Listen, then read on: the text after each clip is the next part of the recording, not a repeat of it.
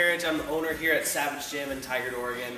Today I want to spend some time going over the introductory sequence that I use to teach the squat pattern here at the gym to new clients. So one of my main philosophies with training is that correct exercise is always corrective. And so what I mean by that is that if we can create structural integrity and the capacity to move efficiently, we can create a better performing human being.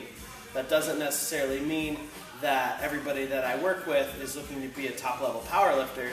What it does mean is that those same principles that go into building a strong bench press, squat, and deadlift are also applicable to the everyday person who's just looking to look better, feel better, and move better, and train injury-free. And so what I'm going to do is run you through the basic progression that I use when I have somebody new who comes into the gym. I use this as a diagnostic tool, both to see where their strength and their imbalances levels are, but how efficient and how effective and how successful they're going to be with teaching them the barbell back squat, which is the ultimate goal.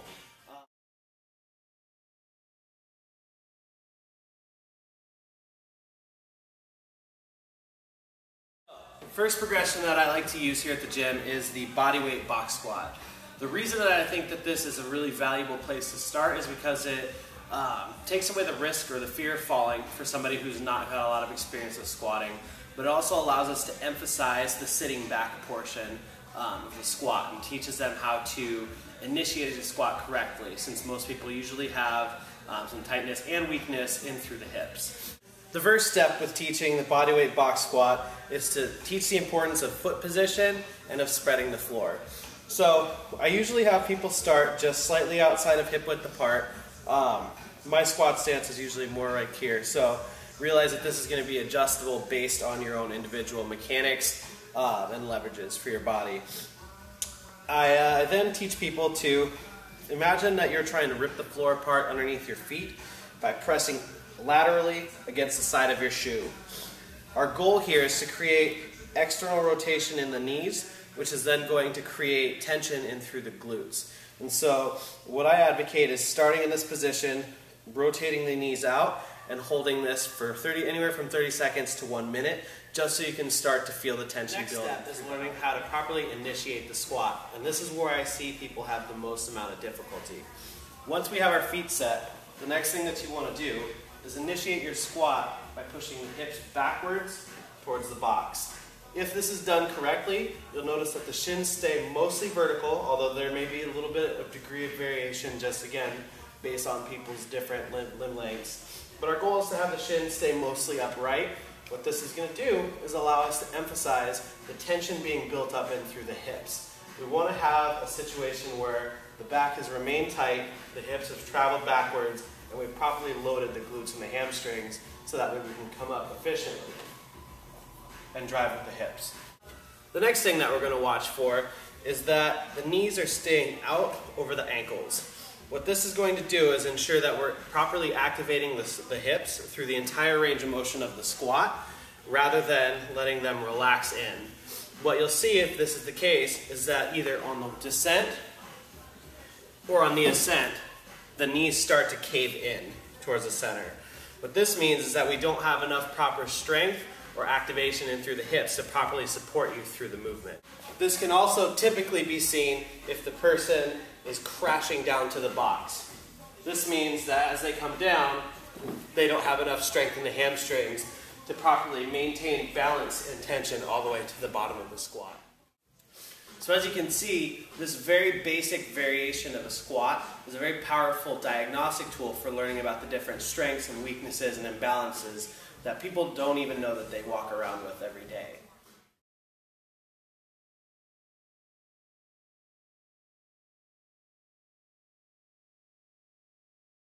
The next variation that I use to teach the squat pattern is the dumbbell weighted goblet squat to that same box that we just worked on. The reason that I like this variation is it does keep that same security factor of having something to sit back to, but the variation of having the front-loaded weight from holding the dumbbell allows us to teach a couple of very important cues for the barbell back squat. The first being properly tightening the thoracic spine. So I am a very big proponent of teaching proper core bracing when it comes to squatting, bench pressing, and deadlifting. However, this can be a very difficult concept for somebody who's never trained or is very disconnected with their body to grasp. And so by adding weight in the front and then teaching the same cue of keeping the chest up high and sitting back, what I've found is that most people will automatically start bracing using their abdominals to some degree without even doing it on purpose. So, how we'll cue this is we're going to bring the dumbbell right up to about chest height. I tend not to let people hold the weight down here since it defeats the purpose and also makes it very easy to start rounding the upper back.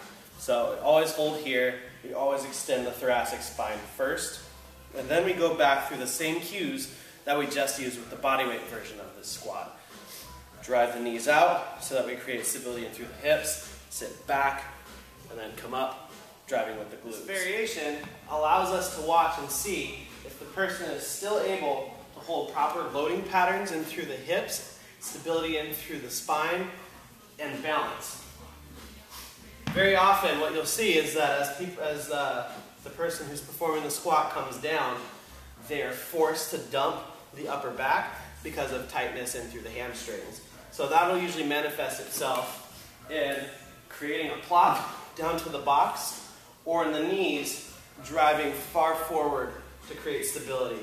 So you'll see this, the upper back tension falls apart as does the loading through the hips. If we see any of these form breakdowns that I've demonstrated, it's going to be very important to then stay with this movement and combine it with a properly designed mobility and corrective exercise program so that we can create efficiency in these movement patterns. Once we can demonstrate them correctly, we'll be able to then move on to each subsequent and more challenging variation, obviously with the end goal being to properly perform a barbell back squat.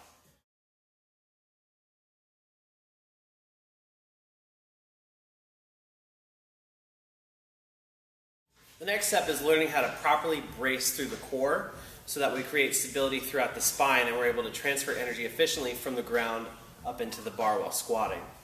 To do this, I use the cue of flexing the glutes, keeping the shoulders neutral and down, and then imagining that you're taking a breath of air through a straw. For some reason, pursing the lips makes it much easier to inflate down into the belly rather than open mouth breathing, which is going to drive air up into the chest and create extension. Our goal, and the reason that we use that flexing through the glutes, is to keep the pelvis stabilized. That way when we inhale, the air is only going into the diaphragm instead of up into the chest. Now, this is different than the cue of just if you're wearing a weight belt and flexing out into the belt. Our goal is to create tension 360 degrees around your waist. That means everything from the obliques are flexed to the front abdominals to almost feeling the sensation of inflating through your lower back. So when I instruct people to breathe through the straw to inflate their belly, I tell them to try and fill the obliques first, then fill the abdominals, and then fill the lower back. And for some reason that cue has been very powerful for creating great amounts of stability and having that cue make sense.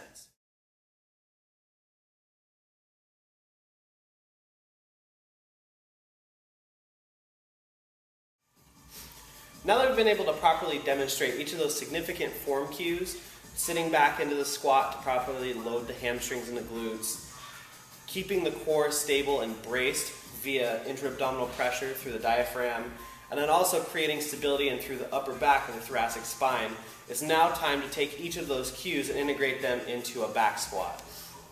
The first variation that I teach everyone is just a basic high bar back squat.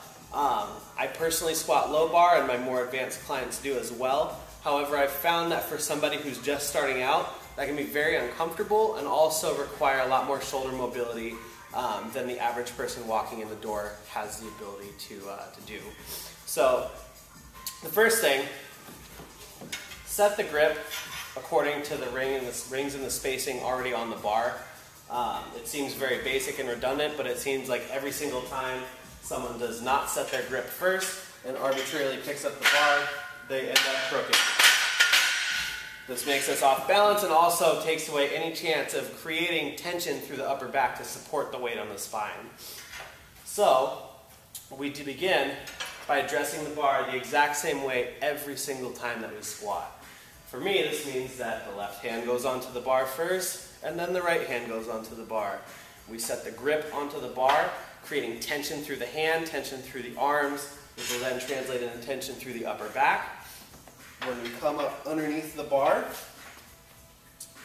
create leverage and tension through the upper back by pulling those shoulder blades together and digging up into the bar.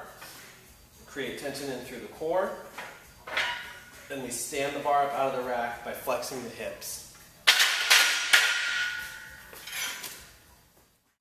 Cueing the setup in this sequence ensures that we always have proper tension through the upper back, that our spine is in a neutral brace position before we ever bring the bar up out of the rack. I don't advocate the arch the bar out method, because what that does is automatically loads us into a state of extension where our chest and upper back is here, and we've created an excessive arch in through the lower back. It's not going to be the most stable or safe way to start loading hundreds of pounds on your back.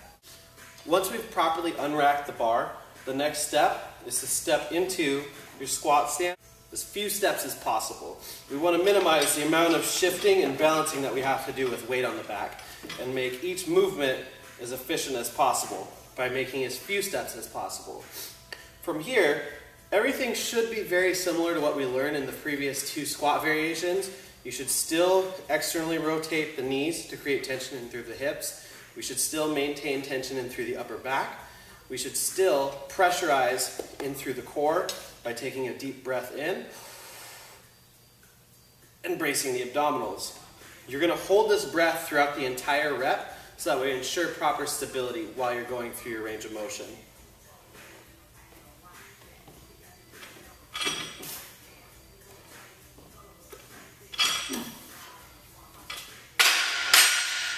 From this front position, what we're looking for is to see that the knees are still able to stay externally rotated and over the ankles, and that the person is still capable of sitting back into the hamstrings without the knees starting to collapse on either the ascent or the descent of the squat. Side, we're looking to see if the person is capable of initiating the squat with the hips, sitting back to the box with a proper loading pattern, and coming up and driving from the glutes to lock out the squat, not overarching and bending way forward like a good morning and shooting up like this.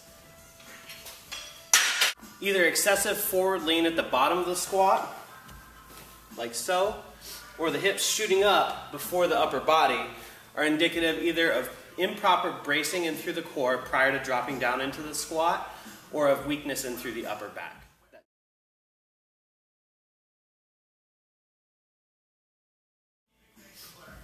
The next step after performing the barbell box squat is to start increasing loading. Typically, you won't see certain form breakdown until we get enough weight on the bar. That does not mean be reckless and throw more weight on than the person can handle. What it does mean is that we do need a significant amount of loading to see where further form breakdown is going to happen. Oftentimes, if the weight is too light, it's too easy to cheat, and it inhibits our ability to get a full diagnosis out of that movement pattern. If everything goes well and we see that the person is able to maintain proper core stability, proper tension in through the upper back, the knees staying out over the ankles, and initiating the squat with the hips, then the next step is to progress to a full barbell back squat without the box. What I'll typically do at that time is take about 25% of the weight off of the bar that we just worked up to with that box squat variation, and tell the client to keep using the exact same cues that we used for the box squat, just there won't be a box this time. That means that the sequence that we learned, one hand before the other hand, tension in through the upper back, chest is high, core is braced, hips to unrack the bar, one step, two step, glutes flexed, breath pressurized.